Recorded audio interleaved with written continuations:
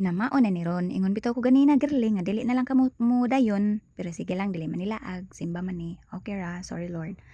Nya wala man nagpapugong akong mga tiil ni ari man jud siya. So sige, dili sa nina ko pugungan akong tiil nga mulusong sa diri sa baha. Dito jud ko sa sulod sa simbahan pero nigawas ko kay para ma-feel na ko ang uwan ba. Kay nindot man sa ning i-feeling uwan. Panagsaan ra sa noon. Kay mayaya niya ta. Kuyaw na. Wala ra bay mo bibi na to. Charot. Actually, dili jud to kaayo kusog ang uwan pag misa, pero pagka humagmisa dito na ni bundak ang uwan murag dili man guro pa ulion ang mga tao. Pero ako dire, imbes na ma-stress aning uwan kusog kaayo, ako na lang gi enjoy ang moment sa uwan oy. Sumaw na siya. Nagpractice ko dire og labang sa baha kunuhay. Pero ako buang dire kay nag-video na noon ko. Inara ba mga tao sa kilid na ako. Mao na siya nagpasok-pasok ko din ha. Ang peteng uwana. Walang magawa si Girly. Nya kay wala man tay kauban maning kamot nag video-video ato ani. Mao ra to bye.